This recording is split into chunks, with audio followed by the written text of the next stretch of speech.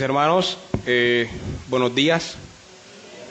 Vamos a ir abriendo nuestras Biblias en Génesis capítulo 2, versículo 4. Génesis capítulo 2, versículo 4.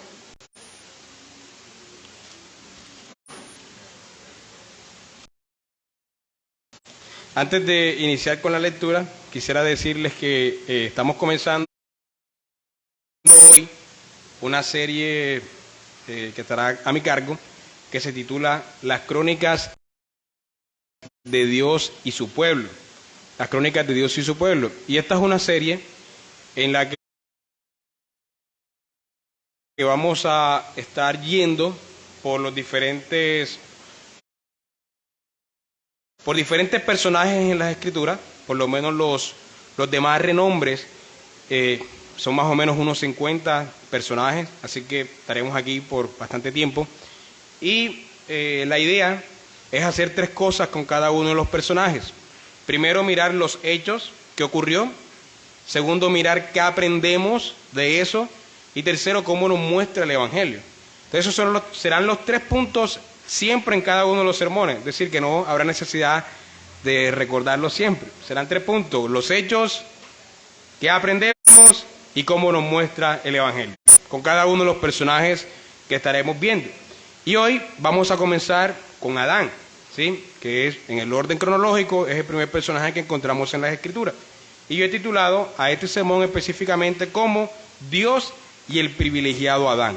Dios y el privilegiado Adán. Entonces vamos a comenzar leyendo desde Génesis 2:4 y leemos hasta el capítulo 3. Y luego comenzamos con el sermón. Nos ponemos de pie para leer la santa palabra de nuestro Señor.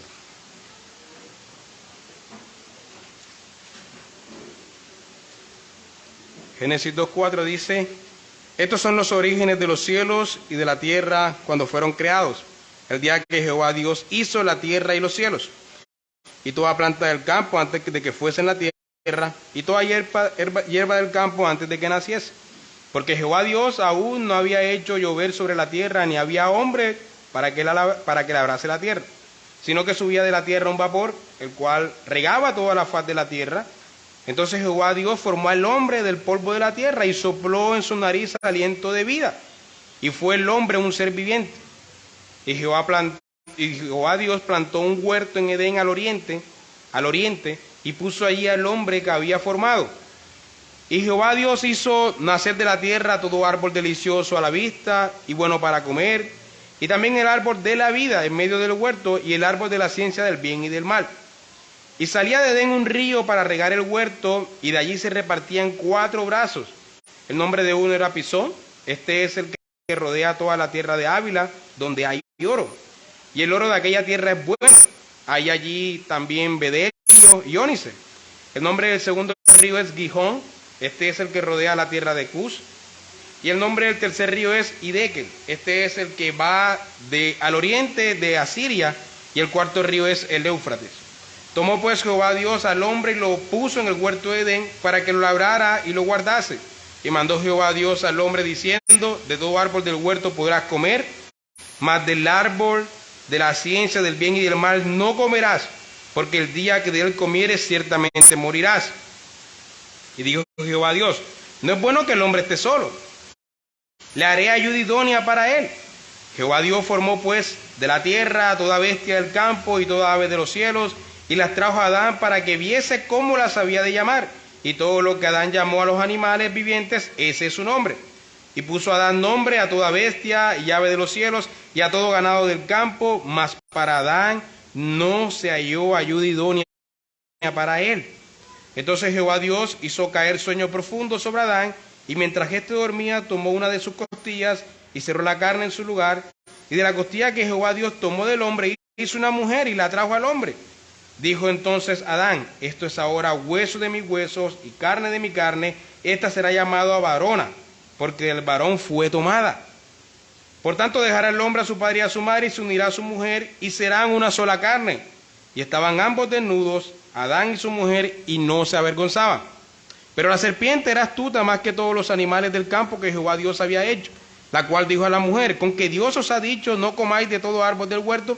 Y la mujer respondió a la serpiente: del fruto de los árboles del huerto podemos comer, pero del fruto del árbol que está en medio del huerto, dijo Dios, no comeréis de él, ni le tocaréis para que no muráis.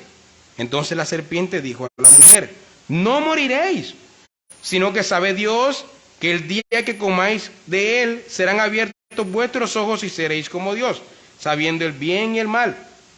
Y vio la mujer que el árbol era bueno para comer y que era agradable a los ojos y árbol codiciable para alcanzar la sabiduría.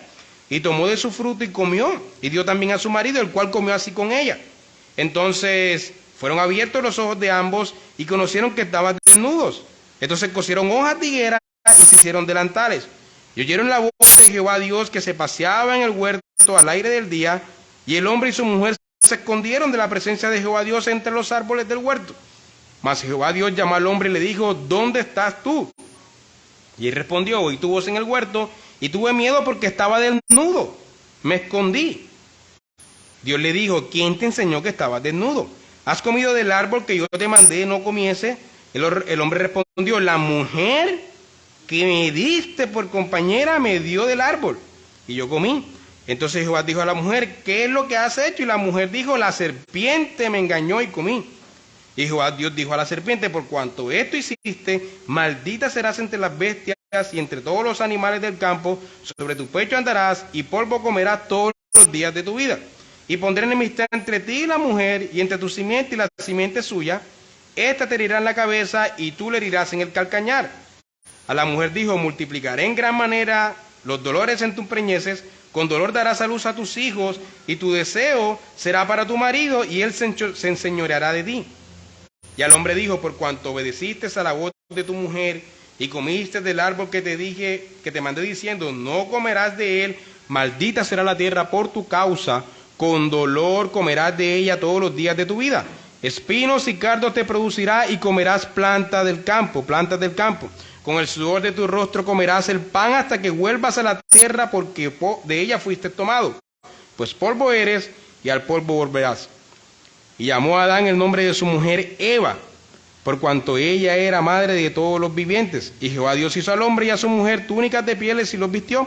Y dijo Jehová Dios: he aquí el hombre es como uno de nosotros, sabiendo el bien y el mal. Ahora pues, que no alargue su mano, y tome también del árbol de la vida, y coma y viva para siempre. Y lo sacó del huerto de Edén para que labrase la tierra de la que fue tomado. Y echó pues fuera al hombre, y puso al oriente del huerto de Edén querubines, y una espada encendida que se revolvía por todos los lados para guardar el camino del árbol de la vida. Amén. Señor, te damos muchas gracias por esta porción de las Escrituras que tú has inspirado y preservado para nosotros hasta nuestros días, y te pedimos que tú nos hables a través de ella a nuestras vidas. En el nombre de tu Hijo lo pedimos. Amén.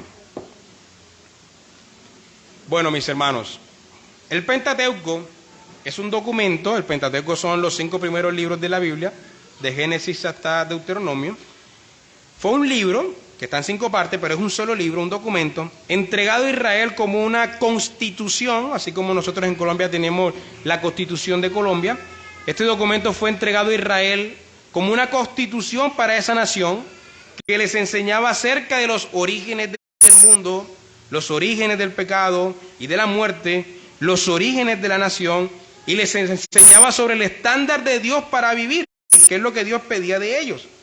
Así que con eso en mente, podemos entender por qué Dios reveló a Moisés la información de la historia de Adán y Eva. ¿Por qué Dios reveló esta historia? Esta historia nos enseña, mis hermanos, que el hombre fue creado en el 6º día, ¿no? Como leímos. El hombre no es producto del azar. Él no es producto de un accidente. Él no es producto de un proceso evolutivo, impersonal, que duró millones de años. Por el contrario, él ha sido creado a imagen y semejanza de un Dios creador, que es la fuente de toda racionalidad.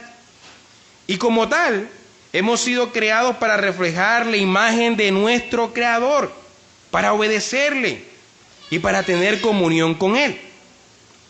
De tal manera, mis hermanos, que no hallaremos sentido a nuestra vida si vivimos lejos de los propósitos con los que fuimos diseñados. Todas las cosas en la creación tienen un propósito por el cual fueron diseñados, y cuando se usan de una manera contraria a los fines de su creación, serán inútiles. ¿Sí? Es como tomar yo mi carro, que es un carro de ciudad y que me sirve para transportar a mi familia, tomarlo para comenzar a cargar bultos y para moverme en el campo, en la zona rural, pues se va a dañar, porque para eso hay otro tipo de carros, ¿sí? No fue diseñado para eso. Todas las cosas tienen una utilidad y un diseño, y es en ese diseño en el que encuentran el sentido, el propósito, y en el que se van a desarrollar de la mejor manera. ¿Ya? Y eso es lo que aprendemos aquí en primera instancia. Pero primero vamos a ver los hechos para luego profundizar en qué cosas nos enseña el pasaje. El hombre fue creado en el sexto día, como vimos, cuando Dios tomó del polvo de la tierra y sopló en él aliento de vida. En ese instante, el ser humano pasó de la inexistencia a la existencia. Ahora, él no fue creado como un bebé que luego fue creciendo y desarrollándose, no. Él fue creado tal como un hombre adulto. Cualquier científico llegara en ese momento y diría, este tiene como 30, 40 años, pero no, acababa de ser creado. Dios creó las cosas tal cual como están, ¿sí? No tuvieron que pasar por cierto proceso. Así que él pasó de la inexistencia a la existencia en una condición ya adulta, ya madura. A pesar de que fue creado en este planeta llamado Tierra, Dios colocó al hombre en un lugar específico, como nos dice el pasaje. Ese lugar se llamaba el huerto de Edén, en una zona llamada Edén, pero dentro de Edén, en una zona específica llamada el huerto de Edén, que se encontraba al oriente de Edén. El huerto se encontraba al oriente de Edén. El huerto es un jardín. El huerto de Edén era un espacio limitado de tierra. Es decir, que a medida que la humanidad fuera creciendo, la humanidad tendría que salir de ese jardín para poder poblar la tierra, porque todos no iban a caber en esa porción de tierra. Pero el huerto iba a seguir siendo como una especie de templo, porque era un templo realmente, que servía como una conexión entre el cielo y la tierra. Y este huerto era el templo o la casa donde Dios moraba. Y Adán fue creado como un sacerdote en medio de ese templo. Así que el hogar de Adán era la casa de Dios. El Creador invitó a Adán a morar en su casa. Lo creó, si ustedes leen el pasaje como lo leímos, lo creó fuera y después lo introdujo en el huerto, lo invitó a su casa inmediatamente, no fue creado dentro del huerto. Y este jardín era un lugar de abundancia. Cuando leemos con la mente en la civilización antigua, podemos ver la abundancia que había en este lugar. Por ejemplo, Jehová hizo nacer todo árbol delicioso y agradable a la vista. Es decir, Adán no los plantó. Dios los plantó para que él se alimentara. Entonces el Señor invita a Adán a morar en su casa, en su huerto, y además de eso lo alimenta, como hacemos nosotros cuando hospedamos aquí en nuestra casa, ¿no? No ponemos a que vaya y compre la comida por aparte, sino que realmente los alimentamos. Somos hospitalarios en ese sentido. En medio de todos estos árboles, habían dos árboles muy particulares, el árbol de la vida y el árbol del conocimiento del bien y del mal, y ambos estaban en el centro. Además, en medio del jardín había un río que se dividía en 4 brazos y regaba todo el lugar y salía del lugar también, lo cual nos indica la abundancia de agua. Las civilizaciones antiguas se establecían alrededor de los ríos para poder vivir y desarrollarse.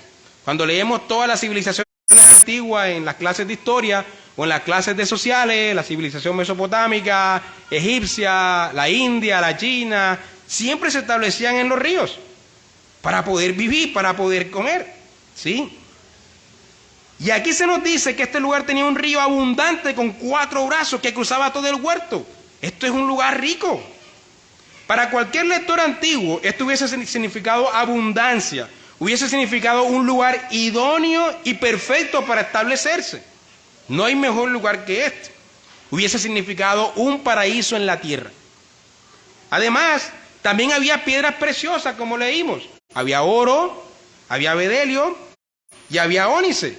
Estas piedras eran muy preciadas para los primeros lectores del Pentateuco, por lo cual esto también apuntaba a la abundancia que había en ese jardín. Había comida en abundancia, todos los árboles que Dios plantó crecieron con fruto, abundante fruto, mucha agua para vivir, y oro, ónice, bedelio. Así que, en resumen, todo eso hacía de este lugar un paraíso en la tierra para cualquier lector antiguo. Comida, abundante agua, piedras preciosas. Era un lugar idóneo y codicioso para cualquier civilización antigua. Ninguna civilización antigua pudo encontrar un lugar como este para desarrollarse. Ahora, siguiendo con la historia, podemos ver que al hombre se le otorgó la administración de ese lugar. No solamente fue que se le puso ahí, sino que también se le dio la administración de ese lugar. Aunque era la casa de Dios, el Creador le concedió al hombre la administración de ese lugar. Adán tenía responsabilidades entonces con el jardín. Pero ser el administrador de este lugar abundante era un privilegio. Aunque fuera una responsabilidad, era un gran privilegio. Por ejemplo, él podía comer responsablemente de todos los árboles del huerto, a excepción de uno, ¿no? El árbol del conocimiento del bien y del mal, pero podía comer del árbol de la vida. Dios le había dado ese permiso.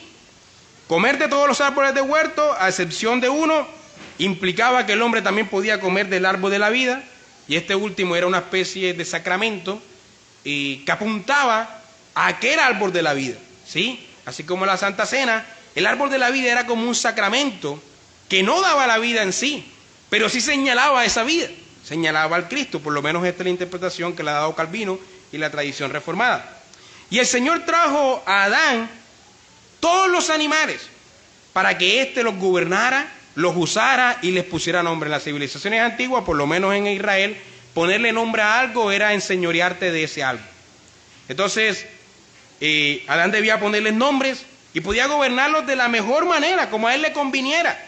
Podía usar al caballo para lo que hiciera, a la vaca también, al león y a todos los animales que en ese momento no eran propensos a la agresividad, ¿no? Todos eran domables. Todos estos animales serían de ayuda para Adán, para la administración del huerto. Qué hombre tan privilegiado, ¿no? Pero si esto no fuera suficiente, Dios hizo algo más por el hombre. Y tal como está narrada la historia, esto último fue como el regalo y el privilegio más grande que él pudo recibir. Parece que hay como un progreso en la historia mostrándonos la creación de la mujer como la cereza del pastel. El hombre necesitaba a otro de su misma esencia con la cual pudiera compartir con todos los privilegios que había recibido de parte del Señor y con el cual pudiese cumplir con su diseño y propósito de una manera mucho más plena. Y con esta ayuda idónea, Adán iba a poder reflejar mejor la imagen del Dios Trino, porque al unirse con esta ayuda idónea, ambos iban a ser dos seres que se convierten en una sola carne, tal como nuestro Dios son tres y uno a la vez. Iban a poder obedecer mejor a su Señor para coadministrar el lugar y para reproducirse también. E iban a poder tener una comunión más plena con su Creador. Así que Dios crea a la mujer y cuando Adán la vio, supo que era la cereza del pastel, ¿no? Para su estado privilegiado, dijo, esta es carne, de mi misma esencia. Él reconoció, esta es la cereza del pastel, ¿qué más privilegio? ¿Sí? Y una última cosa que está implícita en la historia es la condición moral y espiritual de Adán. Hermanos, él era inocente de pecado, no conocía pecado, poseía una inocencia y esa inocencia le traía una inmortalidad inherente, porque la paga del pecado es la muerte, y si él no ha pecado, él tiene una inmortalidad que es inherente a su inocencia creacional. No conocía pecado. Dios le había creado con una naturaleza santa, una santidad original y con la capacidad de rechazar la posibilidad del pecado. Él podía pecar, pero a la vez podía rechazar la posibilidad de pecar. Es una condición muy diferente a la nuestra. Hasta aquí, hermanos, la historia es hermosa, ¿no? Podemos vislumbrar la gracia y la bondad de Dios hacia el hombre. Podemos presenciar los innumerables privilegios de Adán. Pero había una cosa más. El Creador le había colocado una ley. Esta ley consistía en que él no debía comer del árbol del conocimiento del bien y del mal. Ahora bien, mis hermanos, Cuando comparamos los innumerables privilegios que tenía Adán con esta única ley que se le dio, podemos percibir que esto era un costo muy bajito en comparación con todos los privilegios dados. Ayer que estábamos buscando diferentes lotes para ver si compramos, si nos mudamos como iglesia, meditaba en esto. Supongamos que, no sé, nos regalan el mejor lote de la ciudad, qué sé yo, en Boca Grande, al frente del mar, con capacidad para 3,000 personas, y alguien viene y nos dice, mira, le regalamos eso para que se congreguen. ¡Wow! Tremenda bendición, ¿no? Y nos dice, la única condición es que no abran la ventana del 5º piso. O sea, eso sería una condición ridícula. No abrir la ventana del 5º piso, por supuesto. O sea, aquí al frente del mar, tremendo lote, y no abrimos la ventana del 5º piso. O sea, es una condición realmente ridícula para todos los privilegios que él tenía, o que tendríamos. Y eso es tal cual como nos está mostrando la historia. Si ustedes leen la historia, podía comer de todos los árboles, tenía abundante agua, tenía todos los animales, tenía esposa, tenía condición privilegiada, vivía en la casa de Dios. ¿Qué más necesitaba? Solamente no debía abrir la ventana del 5º piso. Y eso fue lo que hizo. Y aún así todos conocemos la historia posterior, ¿no? Apareció la serpiente, tentó a Eva, y Eva acusando a Dios de mentiroso, y a Eva, ¿no? Acusando a Dios de mentiroso y diciéndole que si comía de ese árbol prohibido, estarían en una condición mucho más privilegiada que aquella en la que el Creador les había puesto. Si nos damos cuenta, aquí también hay codicia.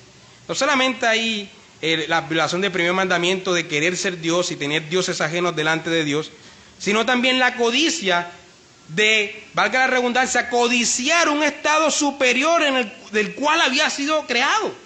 Ya era un estado privilegiado, pero deseó un estado superior, él deseó ser como su creador, deseó ser como su creador.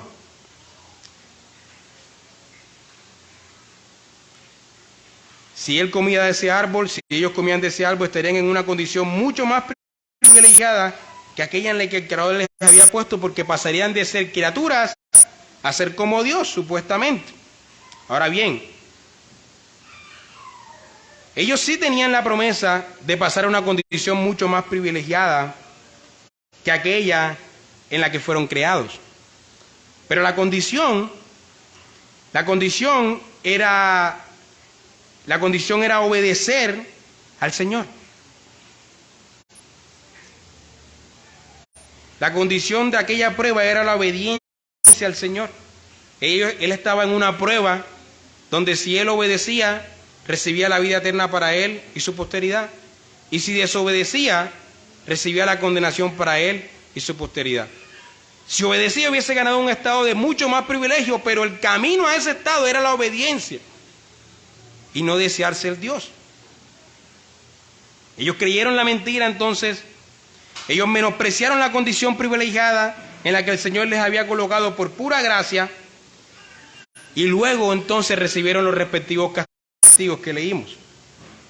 Fueron expulsados del huerto, recibieron dolores, recibieron enfermedades, recibieron muerte, recibieron escasez como consecuencia, ¿no?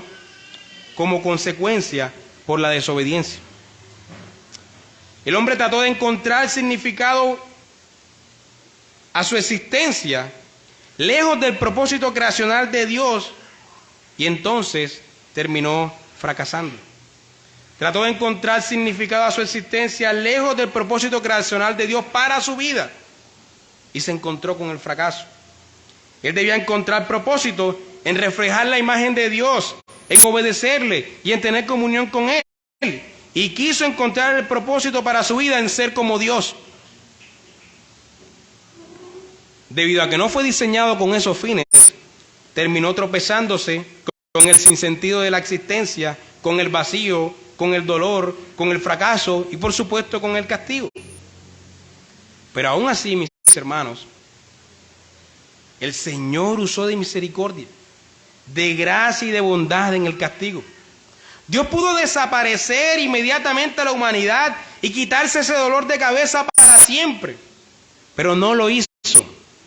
Por el contrario, lo retiró del huerto en un acto de pura misericordia para que no comiera del árbol de la vida y viviera eternamente en esa condición lamentable y en ese estado de desesperanza en el que estaba en ese momento.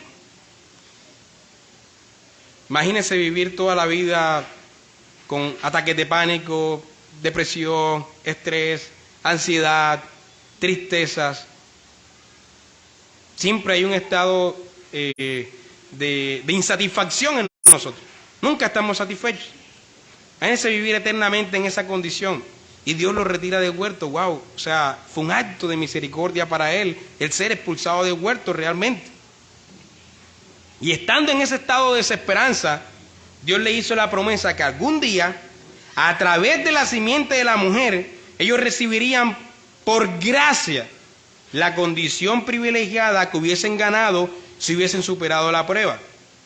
Lo cual era una condición, esa condición en la que estaría el hombre sería superior a la condición en la que se encontraba Adán antes de la caída. Y eso, mis hermanos, son los hechos, la historia que todos conocemos. Pero, ¿qué aprendemos de esto? ¿Qué podemos aprender de esto? Hermanos, aprendemos que nuestro Creador es un Dios de abundante gracia. Hermanos, esta no es la historia de la caída. Esta es la historia de la abundante gracia que hay en nuestro Señor. Si lo miramos bien, no es la historia de la caída del hombre, es la historia del Dios misericordioso, del Dios de toda gracia. Dios pudo no crear nada. Hermanos, Él no nos necesitaba. No como dicen algunos predicadores que Él te necesita. Es mentira, Él no te necesita, mi hermano. Él no te necesitaba. No es que Él estaba aburrido un día y entonces se le ocurrió crearnos para distraerse. No es que el Creador se sentía solo y vacío y entonces nos creó para sentirse acompañados. No, nuestro Dios está completo en sí mismo. Esto es una doctrina básica en la teología de Dios, en la teología propia.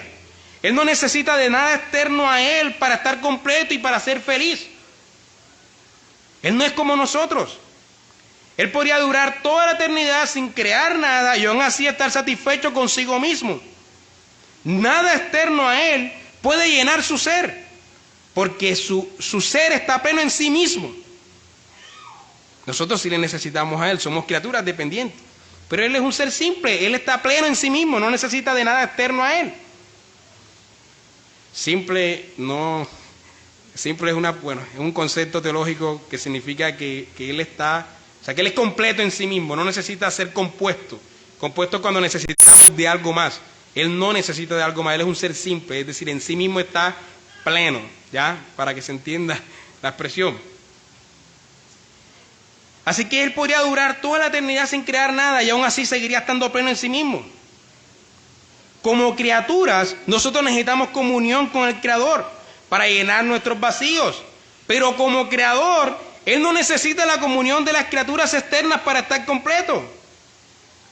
¿Usted ha visto la película del náufrago de casualidad? Cuando yo estudié comunicación social, es la película que le ponen a uno en el primer semestre. El náufrago es una película de Tom Hanks que no recuerdo cómo ocurre, pero termina en una isla desierta él solo viviendo, únicamente con un balón de marca Wilson, ¿sí? Y entonces, al pasar los días, necesita la comunicación. Y por eso es la primera película que le ponen a uno cuando estudia comunicación social, porque el aprendizaje es que el ser humano necesita comunicarse.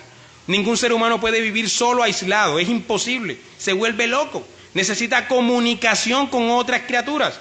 Y entonces lo que hizo él es que cogió el balón Wilson, le pintó la cara y le llamaba Wilson.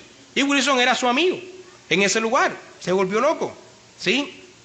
Bueno, nosotros necesitamos esa comunicación y comunión con los demás. Pero Dios no. Dios puede vivir eternamente solo y está completo en sí mismo, ¿sí? Este atributo también se conoce como la soledad de Dios. Nos muestra que el acto de creación, mis hermanos, fue un acto de bondad. Dios no nos necesitaba. Fue un acto de gracia, fue un acto de misericordia, de amor, pero no fue un acto de necesidad. El Creador no necesitaba la creación. ¿Y entonces por qué nos creó? Por puro amor y gracia. porque quería que otras criaturas vislumbraran sus atributos y fuesen llenos con la plenitud de su ser. Así que el acto de existir, mi hermano, es un acto de pura gracia. Por otra parte, podemos enumerar todos los privilegios que recibió Adán, ¿no?, por gracia divina. Primero, fue creado en una condición especial, como vimos, con una inocencia debido a que no conocía pecado, y una santidad original. Adán tenía libertad y podía escoger obedecer o desobedecer. Esa condición original de Adán en la creación es una condición muy superior a nuestro estado actual. Segundo, se le invitó a vivir en el templo de Dios y tener comunión especial con su Creador. Tercero, se le colocó en un paraíso, abundante comida, abundante agua, abundante riqueza. Cuarto, se le dio la administración del lugar. Por tanto, él era el gobernador de la creación y lo sigue siendo hoy nosotros y del huerto. Quinto, se le dio gobierno sobre todos los animales, sobre todas las plantas. Él no es otro animal, sino que él se le ha dado el gobierno sobre el reino animal. Sexto, se le dio una esposa idónea. Adán no salió a buscar esposa. ¿Sabía eso? Dios le dio la ideal y lo casó. Adán no tuvo que hacer como nosotros, ir a buscar a otras iglesias esposas, no. Dios se la trajo a él mismo y Dios mismo lo casó. ¿Qué otra cosa más necesitaba este hombre? Si un hombre tiene comunión plena con Dios como la tenía él en el huerto, si tiene abundante comida, si tiene abundante agua, si tiene abundante riqueza, si tiene una esposa idónea, porque era idónea, era ayuda idónea como Dios la llamó, y si tiene dominio sobre una extensión de tierra del tamaño de nuestro planeta, ¿qué cosa le faltaría, mi hermano? ¿Qué hombre no estaría satisfecho con todo esto? ¿Qué le faltaría a un hombre para estar satisfecho además de esto? ¿Qué le faltaría? Solo debía obedecer a su Dios por un acto de puro amor, de pura gracia por todo lo que había recibido. Algo que no era ajeno a su naturaleza tampoco podía hacerlo. Y entonces ganaría una condición incluso superior a la que tenía. Es decir, Dios además le prometió que estaría en un mejor estado si obedecía. ¿Qué más necesitaba este hombre? Y entonces este es el momento en que todos los pecadores como nosotros, que reflejamos el fariseo que llevamos dentro, ¿no? Pero ¿cómo es posible que Adán cometiera aquella traición cósmica cayendo en ese pecado? Lo tenía todo, nada le faltaba.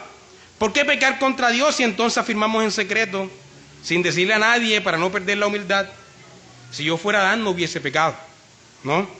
Seguro, hermanos. Tal vez hubiese pecado mucho antes que Adán.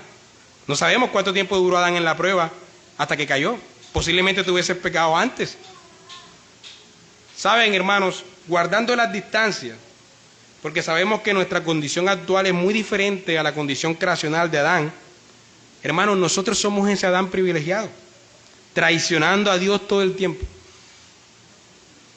Cuando yo personalmente coloco mi mirada en lo que el Señor me ha dado y por un momento dejo al viejo hombre insatisfecho y quito la mirada de lo que me falta, hermano, me doy cuenta de lo privilegiado que soy.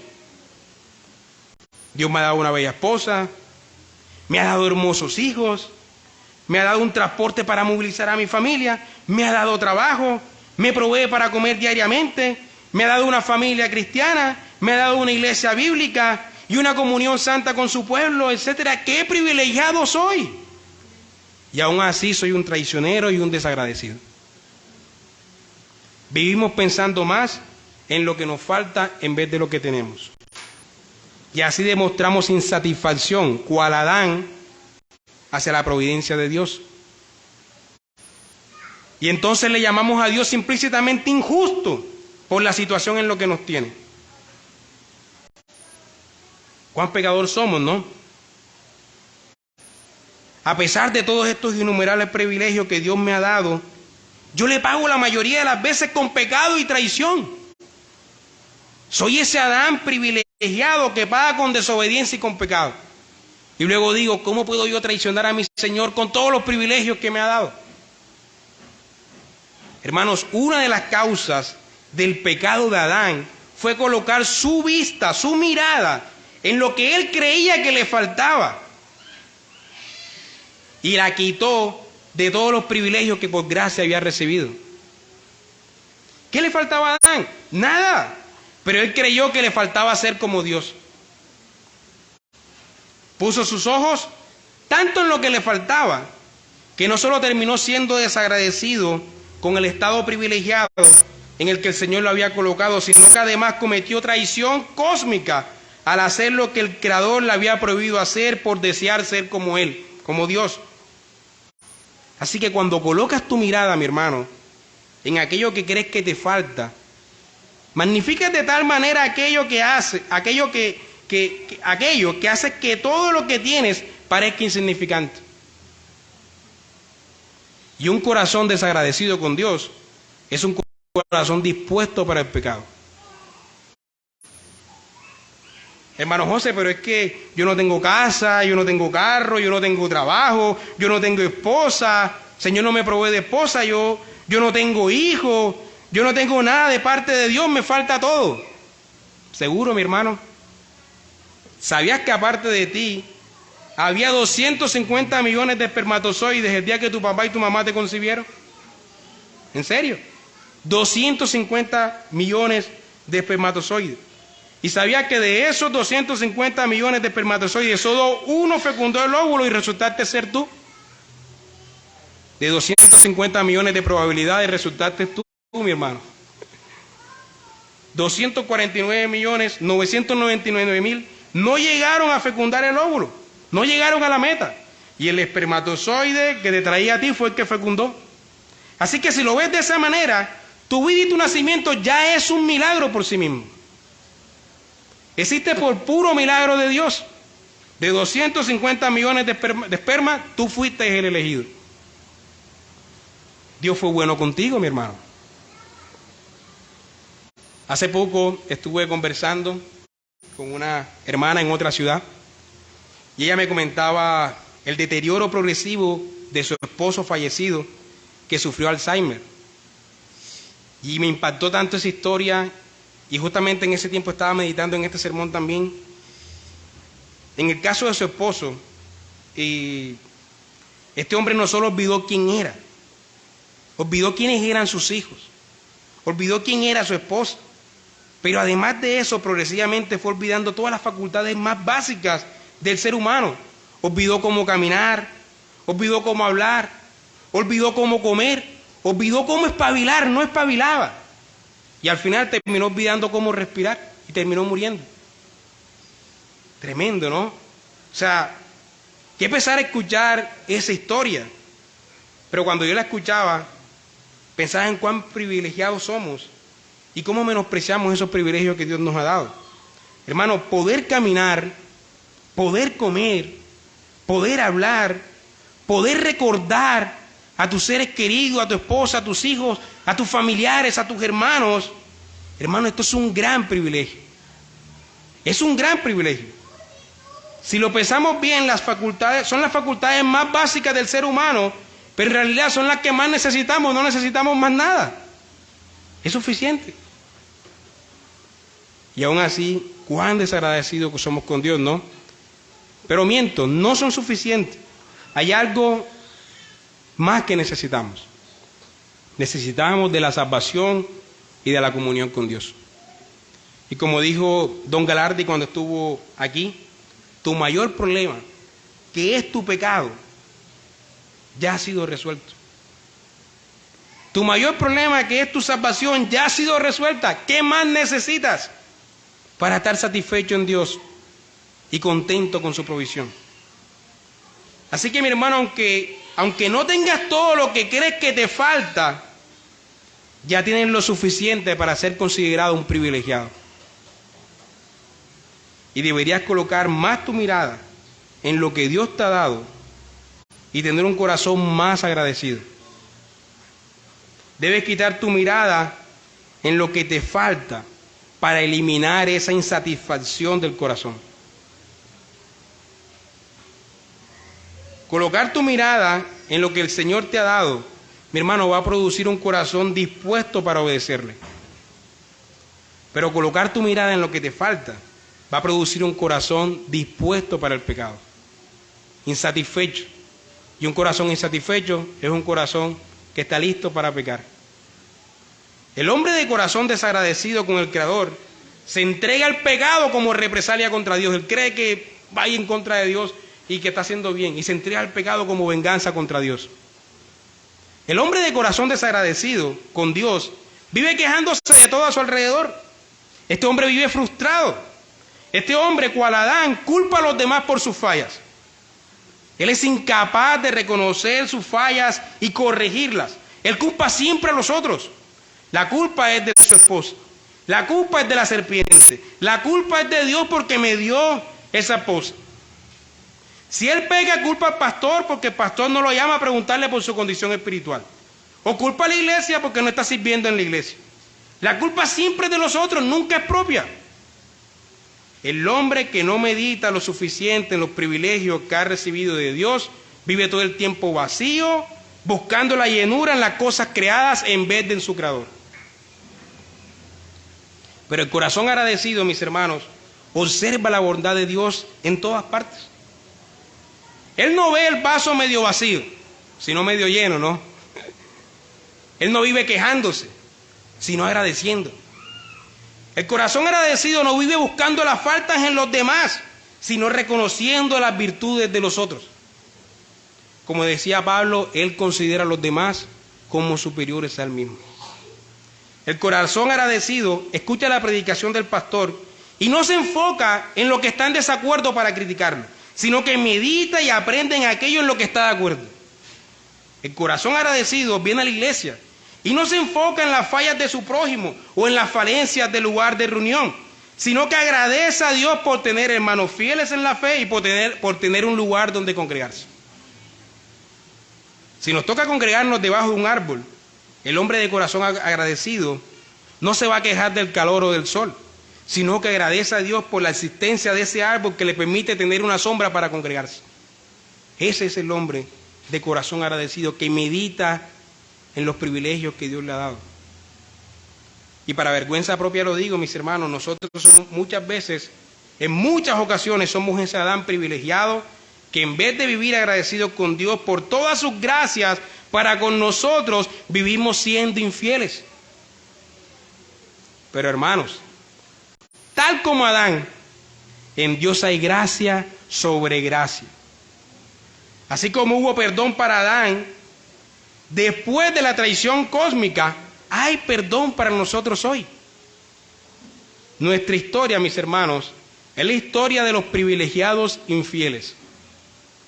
Pero la historia de Dios es la historia de la fidelidad y de la gracia sobre gracia hacia estos pecadores.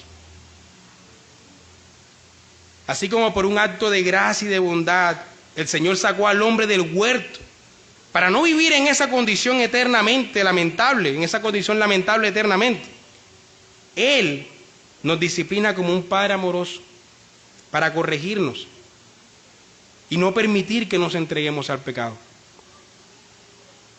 Así como Dios, en un acto de gracia y misericordia, le da a Adán esperanza en la restauración en medio de su desesperanza, hermanos, Él hoy nos da esperanza de restauración a una condición superior a la creacional por medio de la obra de Cristo.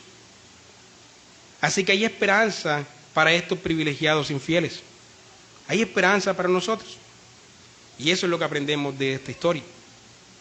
Pero ¿cómo esta historia nos muestra el Evangelio y cómo nos muestra a Cristo?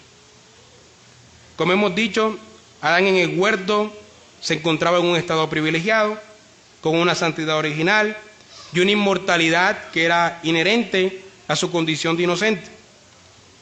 Pero tal estado, aunque es abismalmente superior al actual en que nosotros nos encontramos, era un estado de prueba y era un estado temporal, como ya dijimos.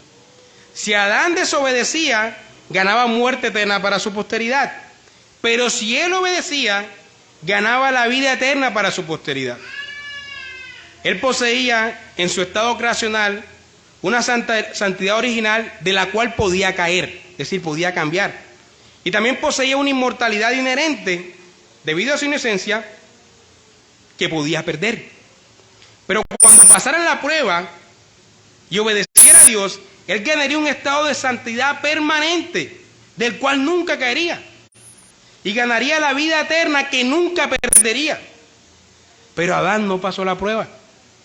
Desobedeció y recibió la muerte eterna para él y para nosotros, para su posteridad.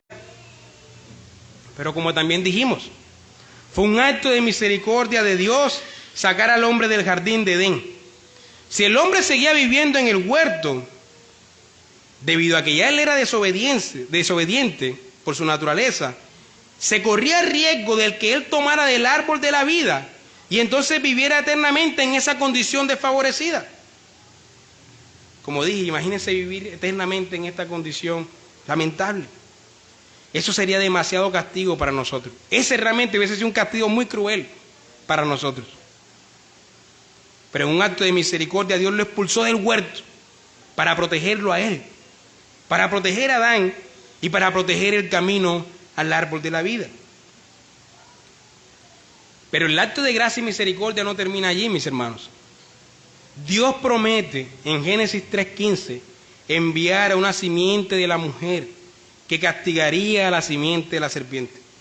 Con esta promesa y sentencia, con esta sentencia para la serpiente y esta promesa para Eva, implícitamente se le promete al hombre ser redimido y ser readmitido a la presencia de Dios. Y además recibir ese estado de bienaventuranza que Adán no pudo ganar. Pero lo vamos a recibir no por nuestras obras, sino por gracia. Adán no pudo ganar eso, pero el segundo Adán sí lo ganó por nosotros.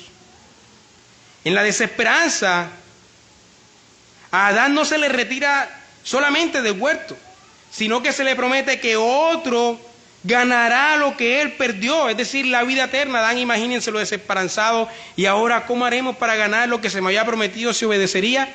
Y Dios le dice, otro lo hará, el de la simiente de la mujer. Y por eso, en una reacción de fe, como decíamos el miércoles en nuestro estudio de aquí, Adán le llama Eva a su mujer, lo cual significa la madre de todos los seres vivientes, de los vivientes más bien, porque así como en Adán muere, en Cristo todos serán vivificados. Ese fue un acto de fe cuando él llama a su esposa Eva después del juicio y de la promesa que recibe. Y entonces, como él reaccionó con fe, Dios le quita esas hojas que habían hecho ellos para cubrir su vergüenza, y entonces Dios le coloca pieles de animales para cubrir su pecado, señalando al derramamiento de sangre que alguien más haría por ellos. Si usted ve al Adán pecador, el Adán pecador reacciona ante el pecado como reaccionamos nosotros ante el pecado. ¿Qué hizo Adán? Se escondió de la presencia de Dios primero. Eso es lo que hacemos nosotros cuando pecamos. ¿Qué hizo Adán? Trató de cubrir su pecado con sus obras. Eso es lo que hacemos nosotros. ¿Y qué más hizo Adán? Echó la culpa a Dios, en última instancia a Dios, la mujer que tú me diste. Y eso es lo que hacemos nosotros, culpar a los otros por nuestros pecados. Pero aún así, y en este Adán pecador, Dios, gracia sobre gracia, y le promete que otro le quita sus obras y dice, mira, hay otro que morirá por ti. Así que el árbol de la vida, pero ya no el sacramento, sino la realidad de esa señal y de ese sello, es decir, Jesucristo se encarna para dar al hombre, a través de él, la vida eterna que no ganó Adán. El árbol de la vida no fue destruido, sino que se protegió, se ocultó, hasta que el camino para comer de su fruto se abrió claramente en Cristo. Él es el pan de vida. El que coma de él no tendrá jamás hambre. El que beba de él no tendrá jamás sed. Por eso el camino al lugar santísimo está abierto para nosotros hoy, como estudiamos en la epístola a los Hebreos. Por eso el camino al árbol de la vida ha sido abierto para nosotros en Cristo hoy. Porque Él obedeció donde Adán desobedeció, para ganar para nosotros la vida eterna que Adán no pudo ganar. Y ese fue el objetivo de la tentación en el desierto. Podemos ir rápidamente a Lucas capítulo 4, versículo 1.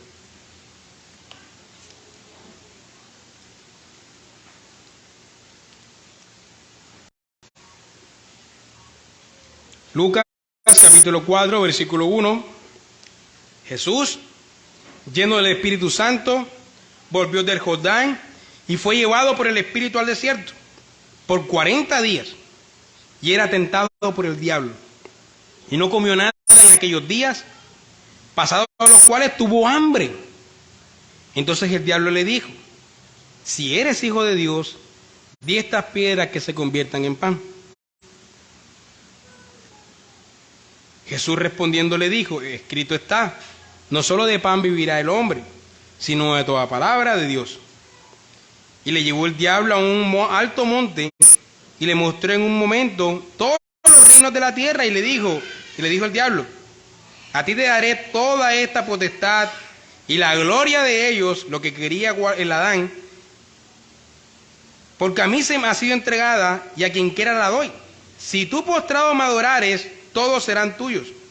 Respondiendo Jesús le dijo: vete de mí, Satanás, porque escrito está, al Señor tu Dios adorarás y a Él solo servirás. Y le llevó entonces a Jerusalén y le puso sobre el pináculo del templo y le dijo: si eres hijo de Dios, échate de aquí abajo, porque escrito está. Conoce las escrituras este condenado, ¿no? A sus ángeles mandará acerca de ti que te guarden y en las manos te sostendrá. Estaba citando un salmo, para que no tropieces con tu pie en piedra. Y respondiendo Jesús le dijo: dicho también está, no tentarás al Señor tu Dios.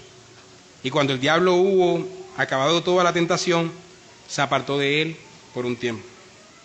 Esencialmente, mis hermanos, Satanás ofreció al Jesús humano en el desierto lo mismo que le ofreció a Adán y Eva en el jardín. Al Jesús humano en el desierto, lo mismo que le ofreció a Adán y Eva en el jardín. Los lugares de la tentación son clave aquí. A diferencia de Adán, Jesús obedeció. Pero mientras Adán desobedeció en un paraíso con todos los privilegios que ya mencionamos, Jesús obedeció en el desierto, con todas las necesidades y escasez que había. Mientras Adán desobedeció en la abundancia de comida, Cristo obedeció después de 40 días de hambre. Cristo nos enseñó, mis hermanos, que es preferible obedecer al Padre que ganar al mundo.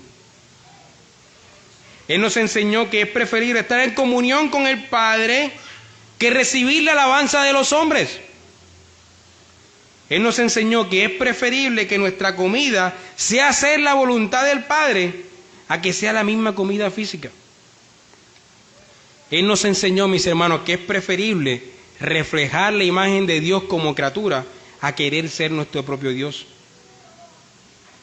Y básicamente en esta tentación, el Señor Jesús nos estaba enseñando que nuestra razón de ser es vivir para nuestro Creador, en vez de vivir para las cosas creadas, porque para eso fuiste diseñado. Él nos enseñó que nuestra verdadera llenura se encuentra en tener comunión plena con nuestro Creador y no en entregar nuestros corazones a las cosas creadas. Y a través de esta obediencia ganó eterna redención para nosotros, mis hermanos. A través de esta obediencia ganó la vida eterna para nosotros. Si lo pensamos bien, otra de las razones del fracaso de Adán fue buscar en la creación lo que solo el Creador le puede dar. Y de ahí en adelante esa es la historia de la posteridad de Adán. Buscar en la creación lo que solo el Creador puede dar.